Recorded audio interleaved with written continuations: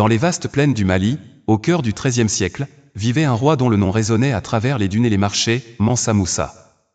Sa richesse était légendaire, ses terres recélaient des trésors d'or et de savoir. Mais au-delà de ses biens matériels, c'était la profondeur de son esprit et la bonté de son cœur qui éclairaient son règne. Un jour, alors que le soleil se levait sur les rives scintillantes du Niger, Mansa Moussa eut une vision troublante. Il voyait son peuple, non pas dans la prospérité, mais dans la lutte pour survivre. Les récoltes étaient faibles, et les rivières commençaient à s'assécher.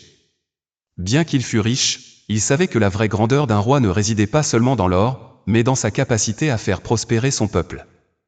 Déterminé à apporter le changement, Mansa Moussa convoqua ses conseillers.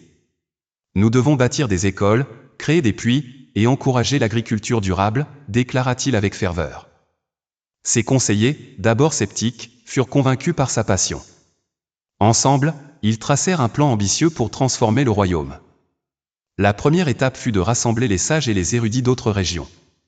Mansa Moussa invita des architectes, des agronomes et des enseignants à voyager vers son royaume. Lors d'un grand festin, il leur présenta une vision de l'avenir où l'éducation et la collaboration permettraient à tous de partager les richesses. Une jeune femme, Aminata, une sage-femme de la région, fut particulièrement touchée par cette initiative. Elle avait perdu des proches à cause de maladies évitables et souhaitait ardemment que chaque village ait accès aux soins médicaux. Elle approcha le roi, « Votre grandeur, il serait sage d'inclure la médecine dans cette nouvelle ère de connaissance. » Mansa Moussa, reconnaissant la sagesse dans ses paroles, inclut la médecine dans ses projets. Avec l'aide d'Aminata, ils établirent des centres de santé dans chaque village. Les gens commencèrent à affluer vers ces lieux, soignant leurs maux, apprenant à cultiver des herbes médicinales.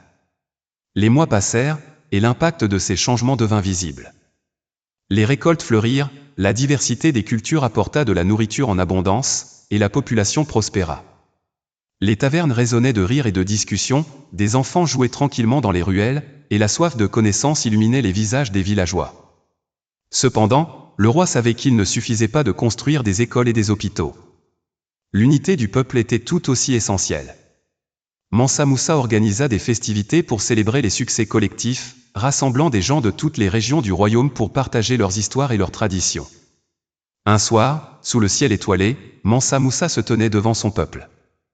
Dans son discours, il déclara « La richesse d'un royaume ne se mesure pas à l'or que nous possédons, mais à ceux que nous éduquons et aux vies que nous améliorons. » Ces mots résonnèrent dans le cœur des habitants, instillant un sentiment d'appartenance et de solidarité. À l'aube d'un nouveau jour, les échos de cette richesse, l'éducation, la santé et l'unité continuèrent de briller bien au-delà des frontières du royaume. Mansa Moussa, bien que régnant sur des territoires riches en or, rêvait d'un empire non seulement prospère mais aussi éclairé. Chaque jour, il parcourait ces terres, rencontrant ses sujets, écoutant leurs histoires et leurs préoccupations. Lors d'une de ses promenades, il croisa une vieille femme qui tissait des tapis de rêve. Intrigué, il s'approcha et lui demanda « Que fais-tu, noble tisseuse ?»« Je crée des histoires à partir de fils, répond-elle avec un sourire.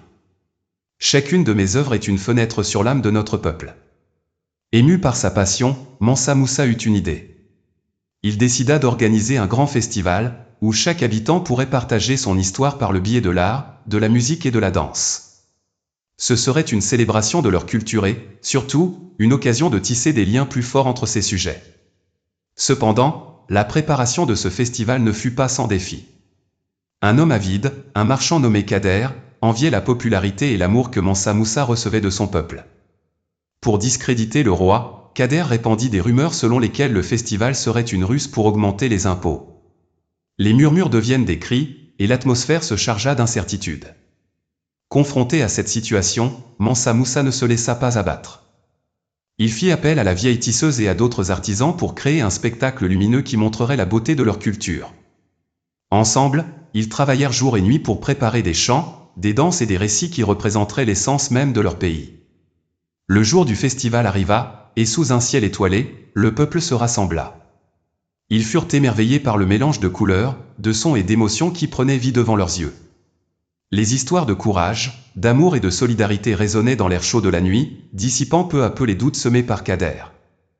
Voyant la joie et l'unité de son peuple, Mansa Moussa prit la parole. « Voici la preuve que notre force ne réside pas dans la richesse matérielle, mais dans notre unité et notre culture partagée. Ensemble, nous sommes riches en histoire, en tradition et en amour. Touché par ces paroles, le peuple scella sa loyauté au roi, et les murmures de méfiance disparurent comme le brouillard au lever du soleil. Même Kader, réalisant son erreur, fut ému par l'esprit de communauté. Le festival devint une tradition annuelle, et encore aujourd'hui, on raconte comment Mansa Moussa transforma un simple événement en un symbole d'unité et de fierté. Les joyaux de l'Empire n'étaient pas seulement l'or, mais surtout les cœurs unis de ceux qu'il gouvernait, un trésor inestimable qui brillait au-delà de toute richesse matérielle.